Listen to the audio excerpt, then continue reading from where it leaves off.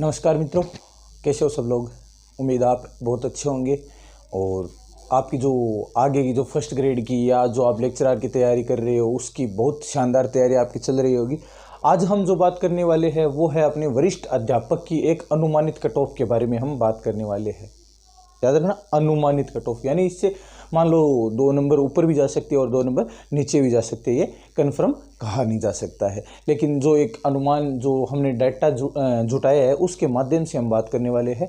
वो बात करने वाले हैं जो सेकंड ग्रेड की अपनी भर्ती हुई थी और जिसका अभी उस समय जो पेपर फर्स्ट पेपर जो जीके वाला पेपर था वो रद्द हो गया था और वो अभी वापस हुआ है। उसके बारे में बात करेंगे कि वर्तमान वाला पेपर कैसा रहा और इसके अलावा जो अपना हिंदी वाला पेपर था, जो सब्जेक्ट का पेपर था वो कैसा था। उसके हिसाब से हम एक अनुमानित कट ऑफ के बारे में बात करने वाले हैं। ठीक है दोस्तों, तो सर्वप्रथम हम जो बात करेंगे कि ये एक अनुमान बेस्ड है। सर्वप्रथम जो बात करना चाहता हूं मैं वो ये है कि ये अनुमान बेस्ड है। अगर इसमें से मान लो 2 नंबर या 4 नंबर ऊपर नीचे रह जाती है तो कोई दिक्कत वाली बात नहीं है, क्योंकि ना तो मैं एक आरपीएससी का अध्यक्ष हूं या न मैं आरपीएससी का सदस्य हूं जो कन्फर्म बता सकता हूं। आपके द्वारा जो डाटा बताया गया है, आपके द्वारा ही जो तथ्य हमें दिए गए हैं उसके आधार पर जो आंकड़ा बनाया गया है वो हमने आपके सामने प्रोवाइड करने की एक छोटी सी पहल की है या कोशिश की है। ठीक है दोस्तों, तो सर्वप्रथम तो मैं बात करना चाहता हूं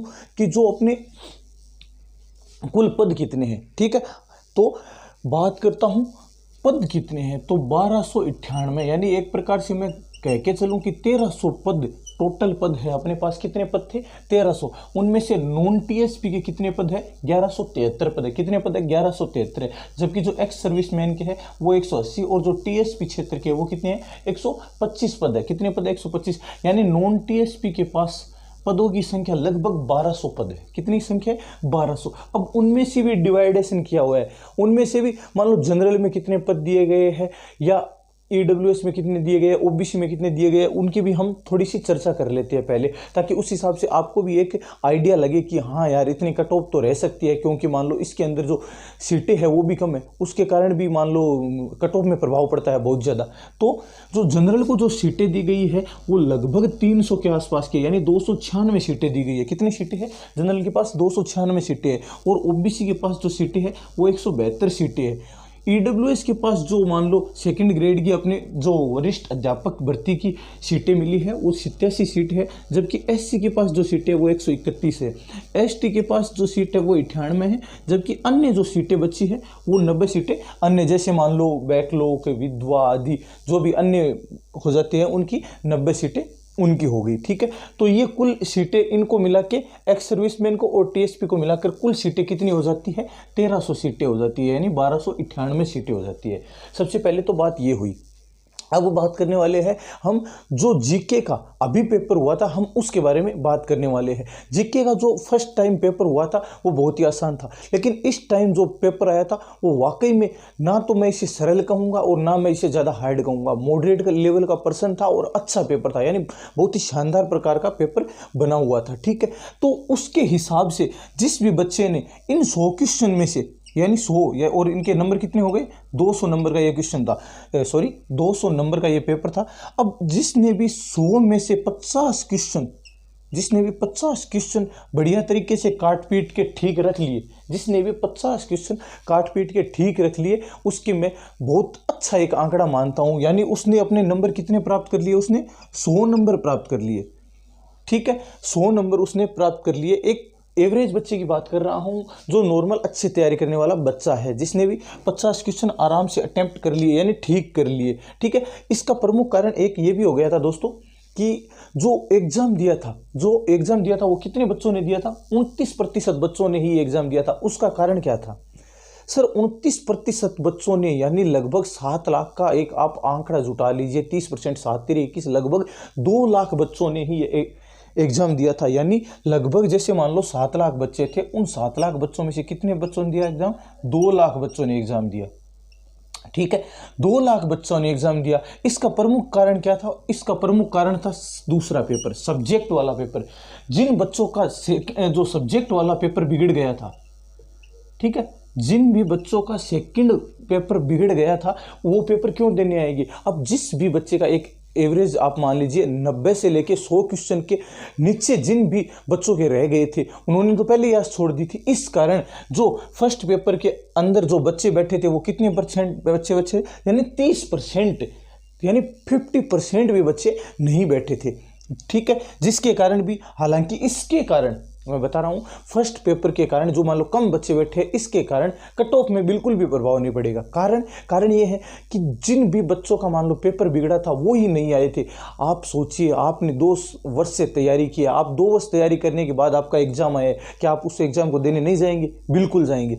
लेकिन आज से 2 वर्ष पहले आपने मान लो अपने सब्जेक्ट का पेपर दिया था, उसके अंदर आपको 150 में से 80 या 90 क्वेश्चन ही बैठ रहे थे, तो आप उसके लिए जीके की अलग से तैयारी बिल्कुल नहीं करेंगे, ठीक है। तो ये एक सामान्य सा मत था कि आपके जो 70% बच्चे नहीं आए उनका पेपर बिगड़ा हुआ था, ठीक है। तो जो 30% है उनका पेपर अच्छा हुआ था और उनका लेवल अच्छा था। इस कारण अब जो बात करने वाले हैं अपन, वो एक अनुमानित कट ऑफ के बारे में बात करने वाले। दोस्तों मैं पहले ही बता देना चाहता हूँ, हो सकता है मेरी कट ऑफ से 2 क्वेश्चन ऊपर चले जाए या 2 क्वेश्चन नीचे भी चले जाए, यानी लगभग 4 से 5 नंबर का आंकड़ा ऊपर नीचे रह सकता है, कोई बड़ी बात नहीं है। ये एक अनुमान, और इसमें मान लो अगर कुछ गलती होती है तो वो किसकी होती है? आप जैसे शुद्धि बच्चों की होती है। कारण आप जो आंकड़ा हमें बता रहे हैं उसके हिसाब से हम एक आंकड़ा जुटा लेते हैं, हम पोल करवाते हैं, उसके अंदर मान लो कोई बच्चा कम बता रहा है या ज़्यादा बता रहा है, तो इसका कारण क्या हो जाता है? इसका कारण आप लोग ही हो जाते हैं। क्योंकि कई बार क्या होते हैं, कई बच्चे डेटा चेक करने के लिए ही जो सबसे ज़्यादा, मान लो मैंने लगाया 340 350 सर्वश्रेष्ठ अंक, तो बच्चे क्या करते हैं, जिन बच्चों ने एग्जाम भी नहीं दिया है वो भी उसके अंदर टिक करके चले जाते हैं, जिसके कारण क्या होता है, जो एक पोल करवाया होता है वो पोल भी बिगड़ जाता है इसी प्रकार से। इसलिए मान लो जो मैंने आंकड़े जुटाए हैं वो पोल के थ्रू जुटाए हैं। अब उनमें से हो सकता है 2 क्वेश्चन ऊपर नीचे भी हो सकते हैं, क्योंकि कुछ बच्चे ऐसे भी होते हैं जो मान लो इस आंकड़े से सबसे ज़्यादा प्रभावित करने वाले होते हैं। अब जो पोलिंग की बात की थी मैंने बात की थी पोल की, तो हमने जो पोल का आंकड़ा जुटाया था उसके अंदर जो बच्चे बैठ रहे हैं वो 3111 बच्चे, कितने? 3111 बच्चे, इनके द्वारा जो पोलिंग करवाई थी उनका आंकड़ा बैठा है। अब 3111 बच्चों की पोलिंग है, उस हिसाब से मैं एक आंकड़ा आपको बता रहा हूं। अब ये आंकड़ा मान लो, देखिए मैं पहले ही आपको बता देना चाहता हूं, आप समझदार है और आपको ज़्यादा ज्ञान देने की ज़रूरत नहीं है। हो सकता है इसमें से 1 क्वेश्चन 2 क्वेश्चन ऊपर नीचे हो सकता है, ठीक है। तो अब मैं बात करना चाहता हूं कि जो जनरल की कट ऑफ है, देखिए जनरल की जो कुल सीट है कितनी है, 296 सीट है। आप इसको भी दिमाग में रखिए चलिएगा, यानी लगभग 300 सीटें हमें जनरल को मिल रही है। और जिस भी बच्चे ने लगभग 110 क्वेश्चन, पहले बात करेंगे हम 2 गुणा किसकी, 2 गुणा की, 2 गुणा के अंदर किन किन बच्चों का सिलेक्शन हो सकता है, हम सर्वप्रथम बात करेंगे उसकी, ठीक है। तो मैं एक आंकड़ा आपको पहले बता देना चाहता हूं कि हम जो पहले बात करने वाले हैं बच्चों, वो किसकी बात करने वाले हैं, वो 2 गुणा सीट की। उसके बाद में हम बात करेंगे 1 गुणा की। तो यहां अपना जो होने वाला है, जो पोलिंग के माध्यम से हमने जानकारी प्राप्त की थी, वो मैं आप सबके सामने प्रस्तुत करना चाहता हूं। और ये जो मैं आंकड़ा बता रहा हूं, ये किसके लिए बता रहा हूं, ये 2 गुणा के लिए बता रहा हूं। किसके लिए? 2 गुणा। इसके बाद में हम जो बात करेंगे वो 1 गुणा की बात करेंगे, ठीक है। तो अब मैं बात करता हूं जनरल के जिस भी बच्चे ने 110 क्वेश्चन सब्जेक्ट के अंदर कर दिए, जिस भी बच्चे ने 110 क्वेश्चन सब्जेक्ट के अंदर किए और 50 क्वेश्चन उसने जीके के अंदर कर दिए, यानी उसके 160 क्वेश्चन हो गए। और 160 क्वेश्चन का मतलब होता है 320 का उसने आंकड़ा प्राप्त कर लिया है, 320 का आंकड़ा उसने प्राप्त कर लिया है। तो 320, ठीक है। अब इससे हो सकता है 2 क्वेश्चन नीचे भी रह सकती है, ठीक है, कितना? 2 क्वेश्चन ऊपर नीचे भी हो सकता है, आंकड़ा हो सकता है। जैसे मान लो अभी मैंने 160 क्वेश्चन जुटाई है, ठीक है, हो सकता है ये क्वेश्चन 158 भी हो सकते हैं और हो सकता है ये क्वेश्चन 162 भी हो सकते हैं। तो 2 क्वेश्चन ऊपर नीचे आंकड़ा बैठ सकता है दोस्तों, इससे कुछ खास फर्क नहीं पड़ता है, ठीक है।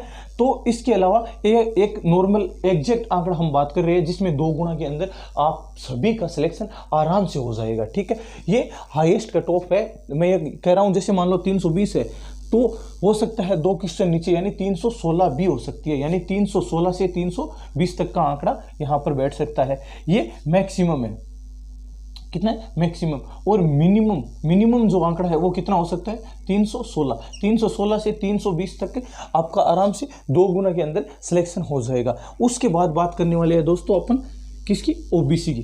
अब आपको पहले भी पता है कि ओबीसी की जो शुरुआती 2 गुना के अंदर जो सीट्स के उसके अंदर थोड़ा मार्जिन ज़्यादा रहता है, लेकिन जैसे ही 1 गुना की जो सीट मिलती है, जो पद प्राप्त होती है, उसके अंदर जो आंकड़े हैं वो कम हो जाते हैं, या यूँ कहूँ 2 से 3 नंबर का ही उनके अंदर गैप रह जाता है। तो लगभग जिस भी बच्चे ने 47 क्वेश्चन और हिंदी के अंदर 107 क्वेश्चन किए हैं, वो आराम से अपने जो 2 गुना के अंदर है वो सिलेक्शन ले लेगा। यानी कितने नंबर, 308, और ये 308 नंबर क्या है मैक्सिमम, और लगभग 304, जो 304 है वो आंकड़ा इनका मिनिमम है। यानी 304 से लेके 308 तक के जिन भी बच्चों के नंबर आ रहे हैं वो बच्चे 2 गुना के अंदर आराम से सिलेक्ट हो जाएंगे। ठीक है, अब बात करने वाले हम किसकी, ईडब्ल्यूएस की।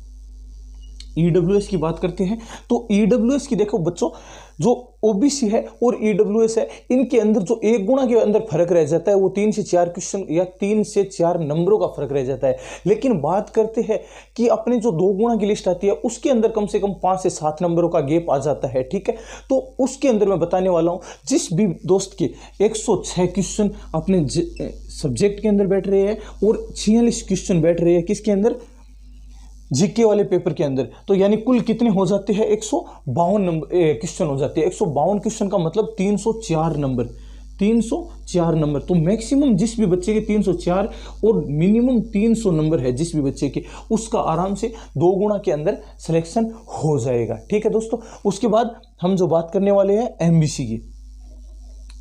आजकल तो एमबीसी को आपने देखा होगा, अभी 3rd ग्रेड जो फर्स्ट लेवल का रिजल्ट आया है उसके अंदर आपने सेकंड ग्रेड का रिजल्ट आया ही है, उसके अंदर एमबीसी की जो मेरिट है वो ईडब्ल्यूएस से ऊपर चली गई है। ठीक है, तो जो ईडब्ल्यूएस और एमबीसी है इसके अंदर विशेष फर्क नहीं पड़ने वाला है दोस्तों। और जिस भी भाई और बंधु के 105 क्वेश्चन हिंदी के अंदर और 45 क्वेश्चन सब्जेक्ट के अंदर परफेक्ट है, यानी वो 300 नंबर लाने वाला बच्चा है, ये उसका मैक्सिमम है, और लगभग 296 नंबर उसके आ रहे हैं।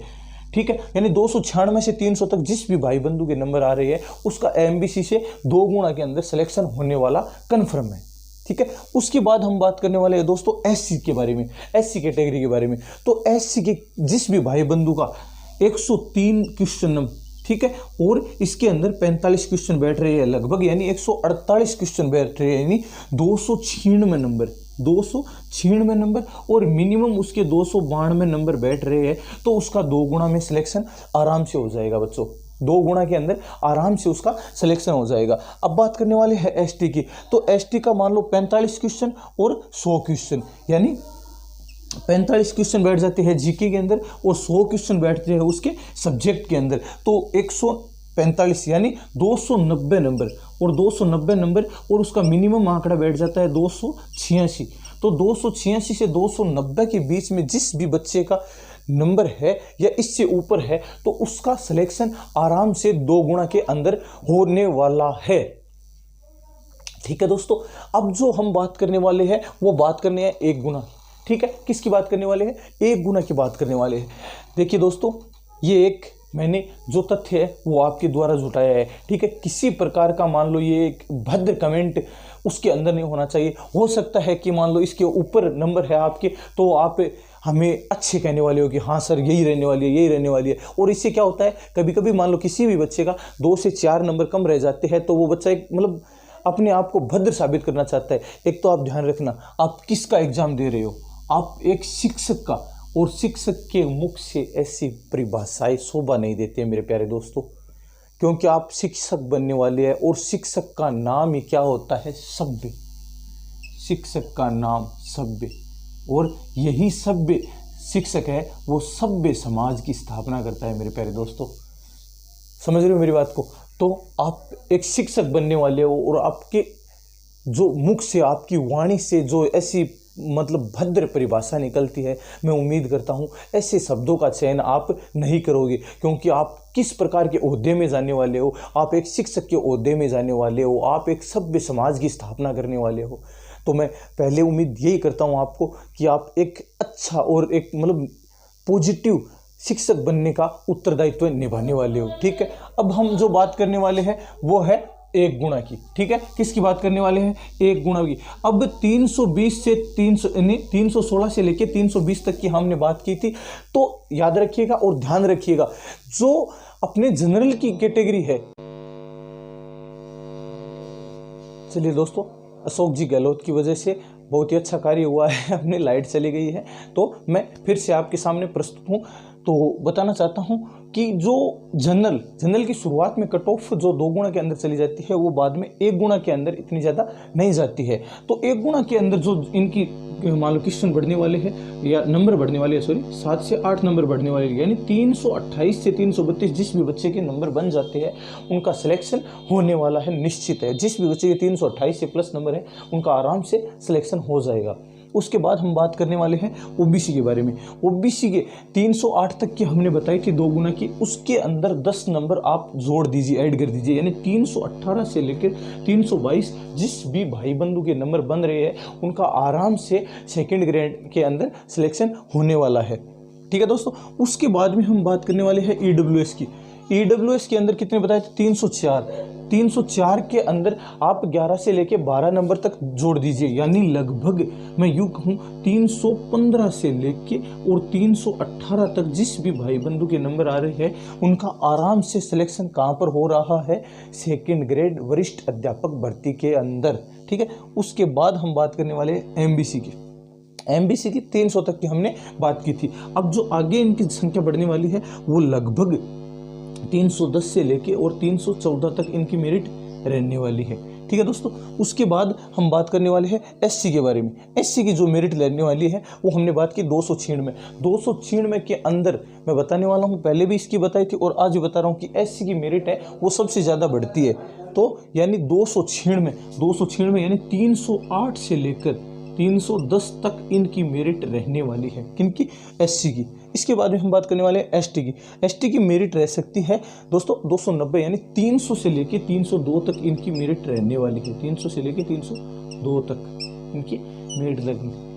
तो ये एक आंकड़ा था और ये कुछ तथ्य थे जो आपके द्वारा ही जुटाए गए थे और आपके प्रयासों के द्वारा ही हमने ये आंकड़े को आपके सामने पहुंचाया है। अगर आपको वीडियो अच्छा लगा है तो इसे ज़्यादा से ज़्यादा लाइक करें, शेयर करें और चैनल को सब्सक्राइब कर लें। इसी के साथ जय हिंद, जय भारत।